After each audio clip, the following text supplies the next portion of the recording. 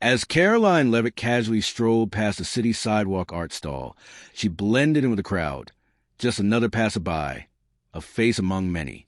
Most people didn't take notice, but when she paused, picked up a painting, and listened to the story of Emma Harper, the girl behind the stall, something extraordinary happened. In true Karoline Leavitt fashion, she didn't just buy a painting. She changed Emma's life in ways no one could have anticipated. Before we dive into the story, leave a comment telling us where you're watching from, and don't forget to subscribe so you never miss another incredible story. Inside a sterile hospital room, the dim light filtered over white walls, casting long shadows. Emma Harper sat on a disheveled bed, the overhead fluorescent lights flickering in time with the soft beeping from a nearby room. Dr. James Carter adjusted his glasses, his voice gentle but laden with weight. "The treatments are showing progress, Emma, but you'll need 2 more rounds of chemotherapy. The cost will be steep, and without insurance, it will be difficult for your family to manage." Laura, Emma's mother, stood close by, trying to hold back tears. Michael, Emma's father, gripped her shoulder, his voice rough as he spoke. "Everything will be fine," he said, but Emma could hear the lie in his words. The hospital bills had already drained their savings, and the financial burden was pushing the family to the brink. What terrified Emma wasn't the idea of dying. It was the thought of watching her parents lose everything because of her illness. On the drive home, silence hung heavy in the air. Michael gripped the steering wheel, his gaze fixed ahead, distant. Laura stared out the window, her eyes unfocused. That night, lying in her bed, Emma's heart raced as she thought of how to keep her family from sinking further into debt. She couldn't bear the thought of being a burden. And then, a spark of inspiration. Art, her childhood passion, the outlet for her pain. If she could paint and sell her work, maybe she could help. Maybe she could save herself. The next morning, Emma's resolve was unshakable. She dug out old paintings, deserts bathed in mystery, vibrant skies alive with color, and with her mother's help, set up a small stall on a busy city sidewalk. Each painting told a piece of her story, each brushstroke a reflection of her soul. She carefully arranged them on the wooden table, a small handwritten sign reading, *, original paintings to support cancer treatment costs. *, her hand shook as she smoothed the paper's edges, but her eyes were steady. This was her lifeline, her chance to keep fighting. The city buzzed with life around her, traffic roaring past, the scent of coffee mingling with the dust of the streets. People rushed by, some glancing at the stall before continuing on their way. Emma forced a smile, hoping someone would stop. A woman in a green coat slowed to admire one of the desert paintings. "Beautiful," she said softly, but then shook her head. "I can't buy," she added, before disappearing back in the crowd. Emma's heart sank, but she forced herself to breathe. She had braced for this kind of rejection, but it still stung to be wide noon. The sun was unrelenting, casting harsh shadows over pavement. Sweat dripped down Emma's forehead, a reminder of the exhaustion her chemotherapy left her with. She took a sip of water, but her hand still trembled, partly from the lingering effect of the treatment, partly from fear. A middle-aged man, pushing a lemonade cart, paused in front of the stall. He eyed the painting, smirking. "No one's buying that stuff, kid. People prefer short videos over art like this." Emma bit her lip, swallowing the hurt. "I don't need advice," she said, her voice small but firm. The man shrugged and rolled his cart away, leaving her with the ache of rejection still lingering. The group of school children passed by, laughing and chatting loudly. One girl with a high ponytail stopped, pointing at a painting of a sunset. "This is so pretty," she said, eyes wide with wonder. Emma smiled genuinely for the first time that day. "Thanks," she said softly, her voice warm. "I painted it when I needed some light." The girl nodded but was quickly tugged away by her friends. "Come on, Lily. Mom's waiting." Emma watched them go, her fragile hope slipping away. The girl turned back to wave, but still no one bought anything. The stall remained as empty as before. As dusk settled, the crowd thinned, and Emma's mother called, her voice laced with concern. "Are you okay?" "Home and rest. I'm worried," Emma's mother had said over phone. Emma glanced at her paintings, took a deep breath, and forced a smile. I'm fine, Mom. I want to try a little longer, she replied. She hung up and inhaled deeply. Holding herself together, an elderly woman with silver hair approached, her trembling fingers lightly brushing the surface of one of Emma's desert paintings. You painted this? She asked softly. Emma nodded, her voice barely above a whisper. Yes, I did it to live. The woman smiled kindly, but shook her head. I don't have money to buy. Such a shame, she murmured before turning and walking away, leaving Emma with a forced smile as the sunset draped the sky in gentle orange hues, mirroring the colors of her paintings. Emma sat quietly behind the stall. There were no sales, no sense of success. She thought of her parents, of the mounting bills and the doctor's words about the next round of chemotherapy. Tears welled in her eyes, but she wiped them away quickly. I won't give up, she whispered to herself. She knew she had to keep going. With resolve, Emma folded up her chair, packed away her art, and walked home beneath the streetlights. Her heart was heavy, but still flickering with hope. Tomorrow, she would return. The next morning, Emma Harper returned to the sidewalk. The pale sunlight cut through the morning fog, illuminating her little stall once again. The paintings, silent deserts, radiant skies, stood like fragments of hope. She'd staked her life on them. After the first day's failure, she told herself to be patient, though her chemotherapy-weary body reminded her that time wouldn't wait. She steadied herself. She smoothed a handwritten sign that read, Original paintings to support cancer treatment costs, and took a deep breath, ready to face another day. But the second day dragged on. Passers-by hurried past, a few curious glances lingering before fading into the distance. A light breeze rustled the edges of her paintings, and Emma felt the chill seep into her bones.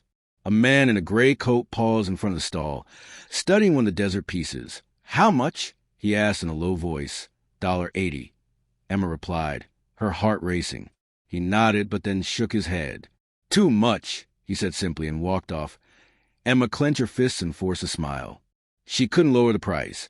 Each painting was a piece of chemo, a piece of life at 80 noon. The sky darkened, and sudden rain began to patter down, splashing the pavement. Emma scrambled to cover her stall with a tarp, but a few paintings got damp at the edges. She huddled beneath the tarp, watching as people rushed to take cover under nearby awnings.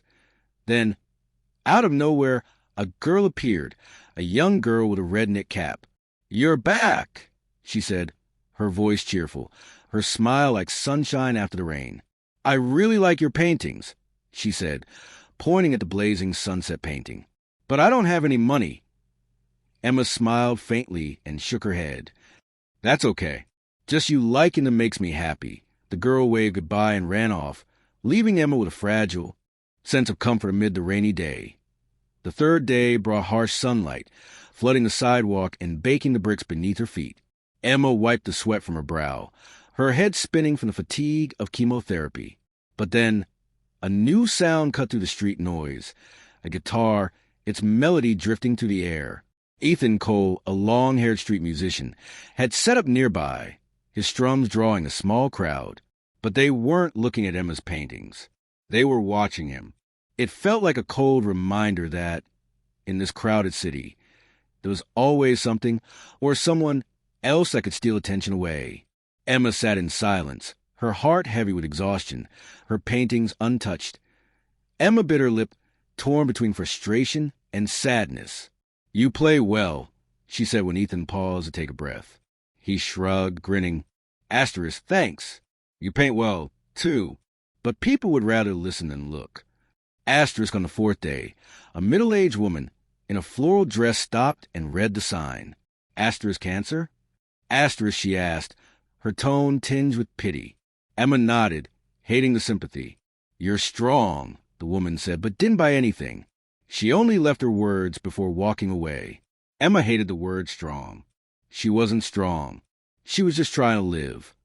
That afternoon, the lemonade man passed by, glancing at the stall. Asterisk, still no sales? Asterisk, he smirked. Emma didn't reply. She just watched him roll away, a spark of anger rising inside her. By the fifth day, Emma's body began to rebel. Her head throbbed, her legs shook when she stood, and she sank back into her folding chair. clutching a water bottle, fighting to stay alert in the stifling heat. Ethan played nearby, drawing a small crowd, but none of them stopped to look at her art. Then a man in a blue shirt approached her stall. He sighed, a hint of regret in his eyes. "I lost my sister to that disease," he said, pulling out his wallet. Asterisk, "I'll take this one." Asterisk, Emma froze, her hands trembling as she wrapped the painting. He paid, nodded, and left. $80 pierced through the gloom like a shard of light on the sixth day. The hope from that first sale fueled her, though her body ached. She smiled more, her eyes brighter. Mid-morning, Lily returned, her familiar red cap bobbing as she approached the stall. She held out a crumpled $5 bill and a coin. "I saved this," Lily said, eyes sparkling. Asterisk, "But it's not enough for a painting, right?" Asterisk, Emma laughed softly, ruffling her hair. Asterisk, "It's enough to make my day." Asterisk, Lily beamed and ran off. Later in the afternoon, a young couple paused before the blazing sunset painting. The woman tilted her head, studying the brushstrokes. Asterisk, "How much?" Asterisk, she asked. $100. Asterisk, Emma replied, heart quickening. They exchanged a glance, then the man nodded. Asterisk, "We'll take it." Asterisk, Emma's hand shook as she wrapped the painting. Not from fatigue this time, but from joy. 2 paintings sold in 2 days. Not much, but enough to make her believe this was just the beginning that morning. The crowd flowed past as usual. Ethan's guitar rang out from the corner, catching a few eyes, but Emma no longer minded. She had grown used to their indifference. A man in a suit stopped, eyeing a remaining desert painting. "You painted this?" Asterisk, he asked yes. Asterisk, Emma replied, her voice small but steady. He nodded, then walked off, leaving her with a faint smile. She told herself it was fine. Asterisk, "I've sold 2 already." At noon, a young woman appeared, unlike the usual hurried passers-by. She wore a thin coat, her hair tied neatly, a notebook in hand, and a press badge on her chest. Olivia Grant, her name tag read. She stopped at the stall, her eyes lighting up as she studied the paintings. "These are gorgeous," she said, her voice warm. Asterisk, "You painted all of them?" Emma nodded, surprised. Asterisk, "Yes, I'm trying to raise money for treatment." Asterisk, Olivia tilted her head and read the sign before smiling. Asterisk, "I'm an art blogger. I love finding hidden talents. Mind if I take some photos?" Emma blinked, incredulous. Asterisk, "Really?" Asterisk, she asked. Olivia smiled and nodded. Asterisk, "Really? I think your story deserves to be heard." Asterisk, she raised her phone and began snapping photos of the paintings, the weathered table, the handwritten sign, and Emma sitting quietly behind it. Each photo seemed to capture a piece of Emma's untold story. After a few minutes, Olivia lowered her phone and opened her notebook. Asterisk, "Can you tell me your story?" Emma hesitated. Sharing with a stranger was never easy, but something in Olivia's earnest gaze felt safe. Olivia asked, crouching down with her notebook ready. Emma spoke of the cruel disease, the draining rounds of chemo, the bills burying her family, and her fear of burdening her parents. She spoke of why she was there, painting, selling, turning art into a chance at life. "I paint to live," asterisk, she finished, her voice trembling. Olivia scribbled quickly, her eyes gleaming. "This story deserves to be known," she said, closing her notebook. Asterisk, "I'll post it on my blog." Asterisk, Emma didn't expect much. Olivia left, waving goodbye, and Emma returned to her day. As sunset neared, she was packing up when her phone buzzed. Noah Bennett, her best friend, had texted. Asterisk, "Check your email now." Emma opened it to find an order. A woman from the suburbs wanted the blue sky, painting for $80. Thanks to Olivia's post. Emma froze, hands shaking as she replied. She called her mom. Asterisk, "Mom, I sold a painting online." Asterisk, her mother choked up. Asterisk, "Really? You're amazing. I'm so proud of you, sweetheart." Asterisk, the next day, small miracles began. A young couple stopped, eyeing the remaining sunset painting. "I saw you on the blog," the man said. Asterisk, $100, right? Emma nodded and wrapped it, her hands trembling with joy. They left, leaving her with $360, more than any day before. That afternoon, another woman in a gray sweater